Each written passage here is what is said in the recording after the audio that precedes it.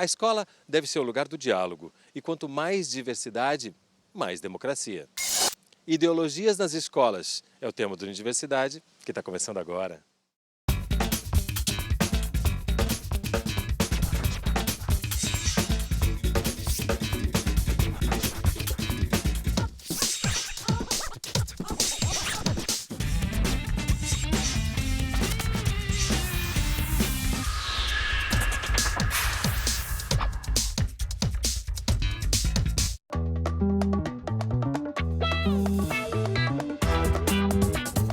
Hoje, na Universidade Federal do Rio de Janeiro, no campus da Praia Vermelha.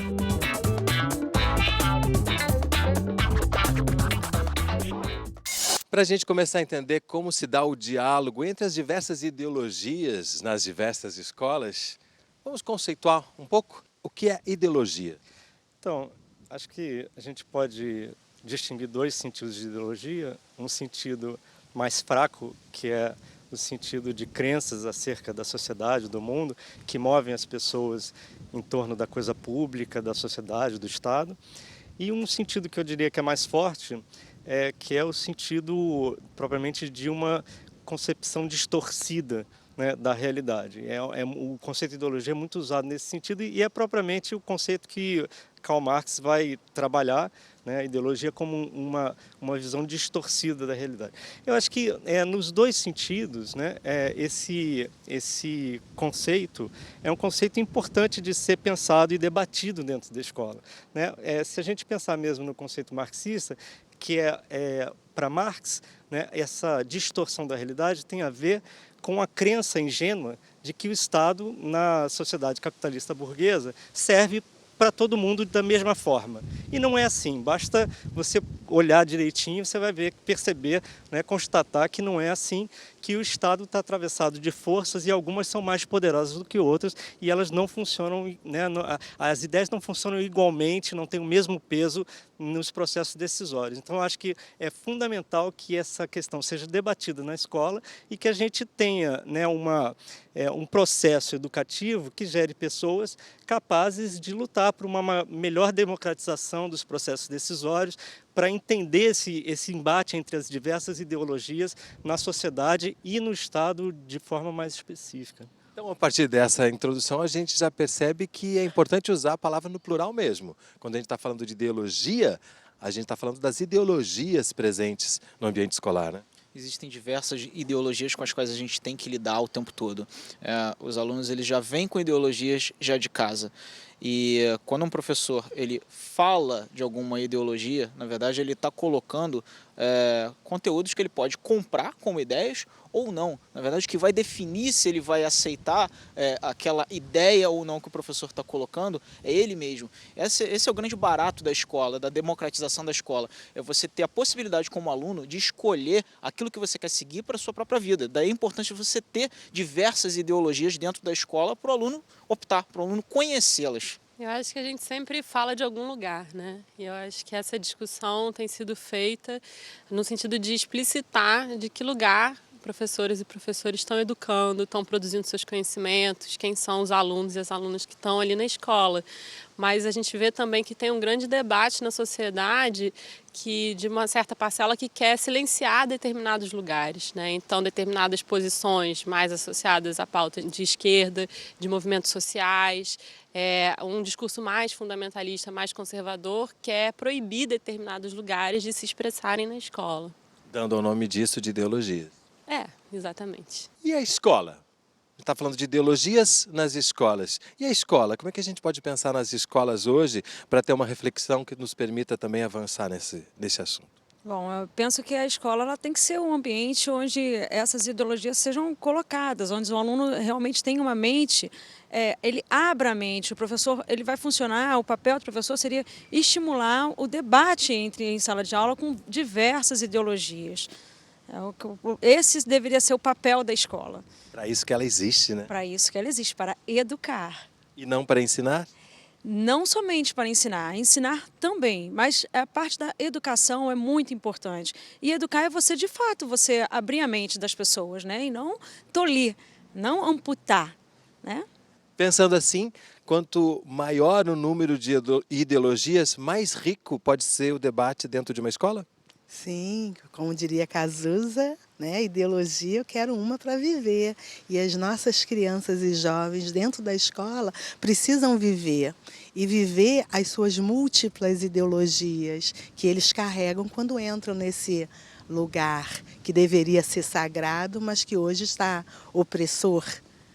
Você está falando do ambiente escolar, né? No ambiente escolar. Que deveria ser o lugar onde tudo tivesse espaço, tudo tivesse voz e, de alguma maneira, as opressões acabam tendo grande espaço quando a gente pensa em escolas, né?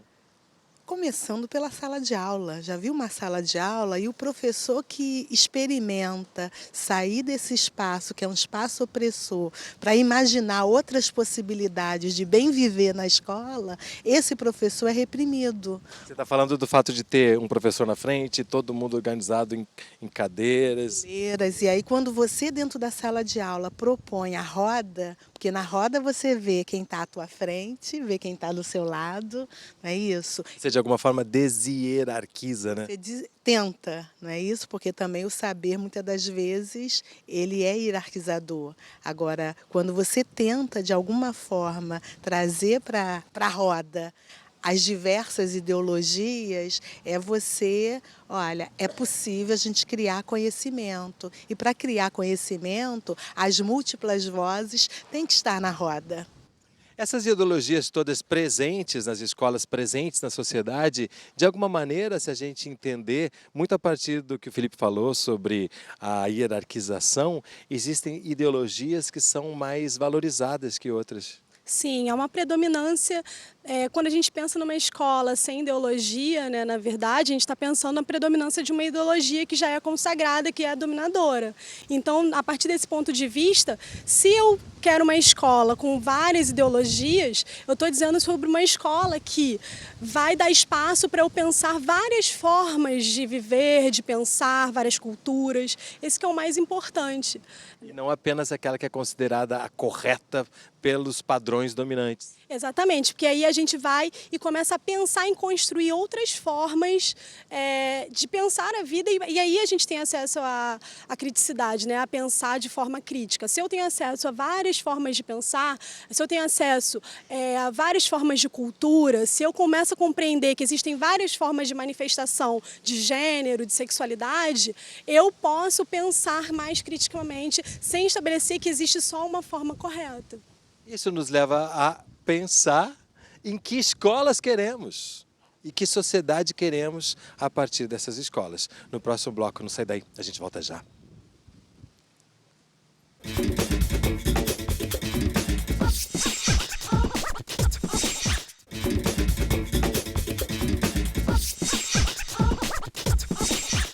Unidiversidade está de volta no FRJ, no campus da Praia Vermelha, falando sobre ideologias nas escolas. Um assunto que deve ser interessante quando a gente pensa em como lidar com as diferenças, deve ser no momento em que um professor de biologia tem que falar sobre o evolucionismo. Isso já causou algum tipo de embaraço para você? Já alguns. Já tive pai pedindo para que eu não ensinasse evolucionismo para a filha em sala de aula. Isso é complicado porque existe uma discussão muito grande sobre se deve ser ensinado o criacionismo como ciência ou não dentro da escola. Enfim, a gente da biologia lida com isso o tempo todo. Eu acho que no momento que a gente está discutindo de poder ter várias ideologias, eu acho muito bem-vindo que tenha várias religiões dentro de uma sala de aula para a gente poder desconstruir alguns conceitos e reconstruir. Hoje a nossa sociedade não comporta mais ideologia com fanatismo. Esse é o grande problema das ideologias, sejam elas quais forem, políticas, religiosas, o que quer que seja. E o que a gente procura, por exemplo, desconstruir numa aula de evolução é justamente esse fanatismo, tentar ressignificar algumas coisas. E, sem dúvida, a gente encontra muitos problemas, principalmente aqueles problemas que vêm de casa, né? Aquela história de, olha, você não pode aprender isso se o seu professor tentar te ensinar. E isso é censura. Falando dessa questão de criacionismo e a questão religiosa, eu tenho um caso para contar, né? Eu numa turma de 7º ano, no 7º ano você trabalha reforma contra reforma, e aí numa turma eu fui pegar e trabalhar também a cultura afro-brasileira. e as relações da nossa cultura com a religião afro-brasileira, os mitos de criação. As mães foram à escola reclamar. E houve uma reunião de responsáveis. Na reunião, eu, poderosa, sabendo o que eu estava fazendo, disse o seguinte: olha, há muitos anos eu tento trabalhar o que é racismo dentro da escola. E se eu soubesse que falar de religiosidade era falar de racismo, eu já tinha começado isso antes. Olha, até um pai de santo as crianças acharam dentro da escola, para falar dessa cultura afro-brasileira e do quanto nós estamos atravessados por essa cultura, porque faz parte da nossa religiosidade. Portanto, ela não pode ficar invisível de forma alguma. Ela não pode ficar invisível, ela não pode ficar submersa, e a história tem que ser múltipla. Eu sou professora de física e muita gente acha que dentro da aula de física a gente não precisa ter discussão sobre também contextualizar as coisas. E como a minha formação é na parte da filosofia, eu coloco os alunos para questionar, para pensar uma série de coisas. No caso, quando estava dando aula sobre Galileu teve tudo a ver com religião, discutiu muito, foi julgado e eu fui colocar isso em sala de aula. Por que ele foi julgado, o que ele estava questionando, por que ele foi condenado no final. E ele estava exatamente indo de encontro a algumas ideias consideradas verdades científicas dentro da Bíblia. Ele não estava contra a Bíblia. E eu fui levar isso para a sala de aula e levando os questionamentos de Galileu, que foram muito importantes, muito profundos para a história do conhecimento. Eu tive aluno que pediu isenção da aula, não queria mais assistir às aulas de física, porque as aulas de física estavam fazendo com que ele pensasse sobre as crenças dele, e isso chegou isso em casa, e os pais também estavam muito revoltados comigo, porque eu estava exatamente mexendo com as bases, né, das crenças dele. O mesmo que Galileu fez. O mesmo que Galileu fez, pois é, exatamente isso. Então, isso é importante a gente manter. Né? Isso está na Constituição, que a gente deve manter isso. A educação não pode ficar só para 2 pessoas em casa, por exemplo. E hoje a gente tem, né, no Brasil, tramitando vários projetos de lei que estão querendo, enfim, tirar o que eles chamam de ideologia das escolas como se fosse possível, né? E uma das coisas que é afirmada nesses projetos de lei, né, que muitos são conhecidos como escola sem partido, é que o professor, a professora não tem direito de contradizer as crenças das famílias dessas crianças, né, no seu ensino. Só que assim, a base da educação pública laica brasileira é você justamente possibilitar, né, que crianças e adolescentes tenham acesso enfim, a repertórios, a informações, a saberes que suas famílias não têm, né? Porque a gente não tem toda essa diversidade que a gente tem nos currículos, nas casas de cada um e cada um de nós. Então, nesse sentido, né, esses projetos de lei, eles na verdade cerceiam a possibilidade de ampliação de conhecimento, de você poder fazer, né, ter uma visão de mundo mais diversa, mais inclusiva, né? E com isso também a gente limita muito as possibilidades formativas das crianças e dos adolescentes. O conhecimento não é neutro, ele sempre vai incomodar de alguma maneira. O importante na escola é a escola estar aberta para debater todos esses pontos de vista e essas perspectivas, né? Esses projetos de lei, tipo escola sem partido e tal, é um absurdo completo. E ao mesmo tempo, quer dizer, a gente pensa, bom, primeiro que eles não definem nada, não definem o que é ideologia, não definem o que é partido, não definem o que é doutrinação, né? Eu acho que, me parece que se existe, por exemplo, um processo de doutrinação na escola, aqui e ali, é uma questão que a escola tem que resolver, não precisa botar uma lei ali, porque o que é que acontece? Se a gente cria uma lei para ficar regulando, né, avaliando, como é que a gente vai avaliar, né, quem foi mais ideológico, ou quem está sendo ou não está sendo ideológico? Isso não faz o menor sentido. Que juiz vai poder dar um martelo sobre isso? Essa é uma questão que não pode. Então se cria um clima de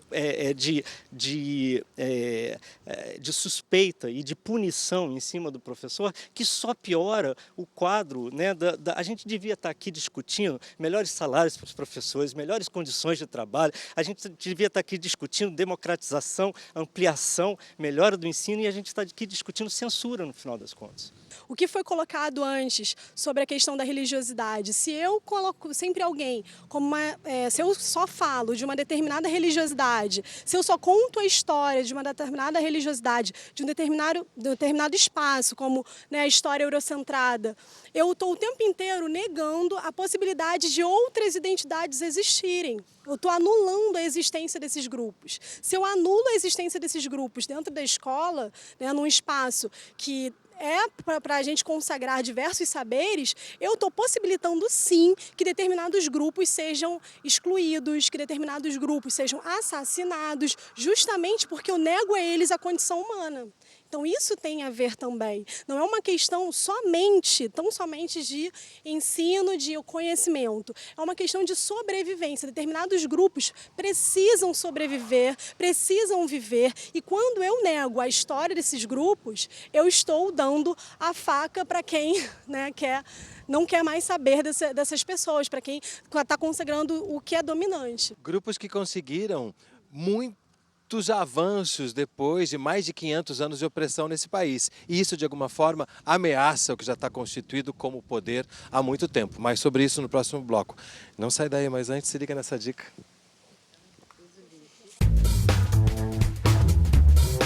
A dica de hoje fica por conta de um outro programa do Canal Saúde, o Ciência e Letras.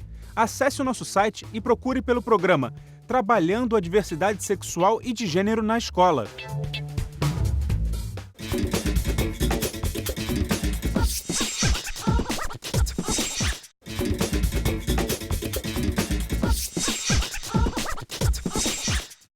Unidiversidade está de volta na FRJ, no campus da Praia Vermelha, falando sobre ideologias nas escolas. A Amanda falou no bloco anterior sobre esse projeto de lei que está circulando, que inclusive, como que a gente pode compará-lo à Constituição? Ele é constitucional ou inconstitucional a priori?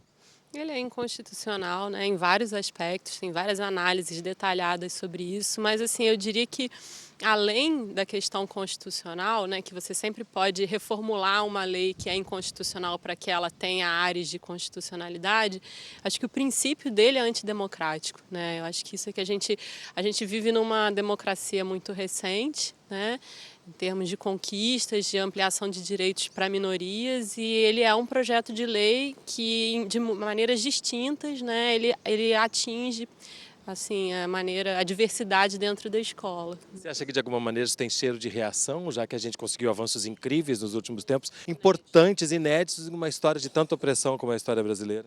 Certamente, eu acho que ele ataca assim, de uma maneira muito contundente, né, a questão da diversidade, tanto de identidade de gênero quanto de sexualidade dentro das escolas. A gente tem poucos avanços, mas avanços importantes que estavam se ampliando, e as discussões sobre raça e etnia dentro do espaço escolar, né, que assim, a gente vê que ainda são muito incipientes, mas esses projetos eles visam criar um clima de tensão, de vigilância e de moralização do ambiente escolar, que já é um ambiente extremamente moralizado, extremamente conservador. A gente não se engane que a nossa escola ela é extremamente conservadora. Eu tenho visto alguns defensores desses projetos de lei, né, chamado Escola Sem Partido, falando sobre os alunos, e eles dizem assim, os alunos estão na escola obrigados, eles são cativos, é o termo que as pessoas usam, esses defensores da Escola Sem Partido, que eles são cativos, e por isso eles estão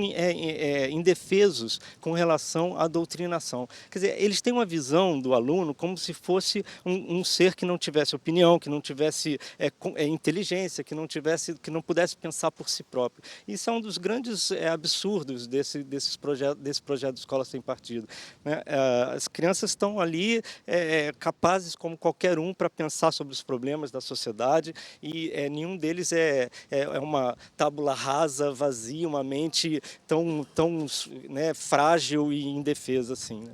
Partindo dessa ideia de que eles têm discernimento, de que as crianças e adolescentes eles têm as próprias ideias, a gente tem em sala de aula várias vezes que você vai trabalhar algum tema que destoa das crenças que são da própria família, eles apresentam resistência também. né? Eu sou professora de História e em vários momentos que eu apresento, quando vou falar sobre negritude, apresento contos iorubás, mitologia iorubá, eu percebo uma resistência, alguns alunos se negam a ouvir, né? Porque acreditam que aquilo é algo ruim, que colocam isso como se fosse algo relacionado ao diabo, que é do cristianismo. E isso é mais um fator que mostra que a gente não está ali para poder, da ideia de catequizar as crianças, né? de colocar ideologias e impor ideologias. Na verdade, a gente está apresentando um novo repertório, está apresentando coisas diferentes. Inclusive um repertório onde o diabo sequer existe, né? Exatamente, a gente pode questionar isso também.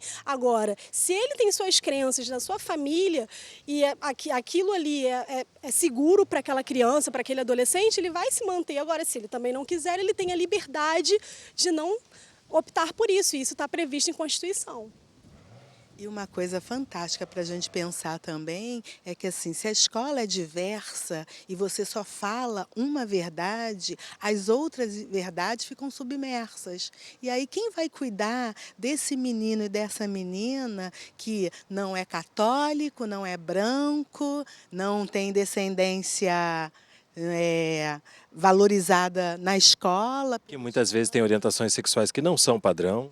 Tem orientação sexual que não é padrão. Então, assim, eu tenho algumas experiências, porque felizmente eu trabalhei em escolas em que nós conseguimos provocar um diálogo, né? Principalmente pós as duas leis. A lei 10.639, que foi a primeira lei do primeiro governo Lula, foi assinada em 2003, uma lei que ela é fruto de uma luta histórica do movimento negro, né? E essa lei torna obrigatório a história e a cultura afro-brasileira dentro do espaço escolar. Um dos frutos mais recentes dessa lei é o dia 25 de julho, o Dia da Mulher Negra, já que a gente está falando tanto de gênero. E uma outra lei também, que é a questão indígena, que é a Lei 11.645, de 2008, em que essas culturas elas estão vivas, estão dentro de nós. Então, como é que a gente pode submergir, sabe, essas leis por conta de outras PLs, outras propostas de sucateamento do que a gente vem fazendo dentro da escola? Isso é um absurdo. Apesar do absurdo dessa proposta, que até o Ministério Público do Distrito Federal considerou inconstitucional, eu tenho fé de que isso não vai passar, de que isso é uma marola conservadora recente, mas pensar também o quanto que isso é uma cortina de fumaça, né, para também ataques que a gente vem sofrendo na educação de forças bastante conservadoras, né? Então, hoje mesmo a gente está aí com várias outras propostas de legislação que são extremamente conservadoras. Está para ser votado um projeto de lei constitucional, que é o projeto de lei 257, que vai congelar durante muito tempo, né, a carreira, os concursos públicos, etc. Quer dizer, as pessoas saíram na rua pedindo mais educação e mais saúde, e a gente tem uma perspectiva recente aí, futura, né, de menos educação, menos saúde de qualidade, porque você vai congelar a verba e os concursos públicos na área da educação. Eu acho que a gente tem que estar atento para isso, né? Quer dizer, não é que esses projetos sejam só uma cortina de fumaça, mas são também uma cortina de fumaça para um ataque conservador bastante grande que a gente está sofrendo no Congresso hoje. É uma pergunta bem simples. Quantas dessas pessoas que propõem essas sandices para virar lei já pisaram dentro de sala de aula? Quantas conhecem o que a gente sabe da diversidade? Nós temos em média, aí, alguns professores têm 500, até 1.000 alunos por ano passando por aquilo que a gente quer passar de conhecimento. Quantas dessas pessoas já entraram numa sala de aula para poder propor, pensar alguma coisa? Bom, normal, né? Num país em que a grande maioria dos ministros da educação eram advogados, engenheiros, médicos. Onde é que estão os professores? A gente está vendo na nossa sociedade as minorias começando a gritar, a falar um pouquinho mais alto, a pedir mais espaço. Isso, de certa maneira, está incomodando. Por que está incomodando? Por que eles estão tão incomodados com as pessoas, com o oprimido agora falando um pouquinho, né? O sistema tradicional sempre serviu a uma elite brasileira. Agora que as pessoas estão pedindo um pouquinho de espaço, eles estão querendo abafar de qualquer forma essas vozes. Por quê? Por que será? E chega ao fim mais um Unidiversidade, um programa do Canal Saúde da Fundação Oswaldo Cruz. Se você quiser entrar em contato conosco, nosso endereço eletrônico é canalsaude.fiocruz.br ou então entre na nossa página no Facebook. E eu quero agradecer a Felipe, Ney, Claudiele, Janete, Amana e Élica por mais um Unidiversidade que vocês fizeram.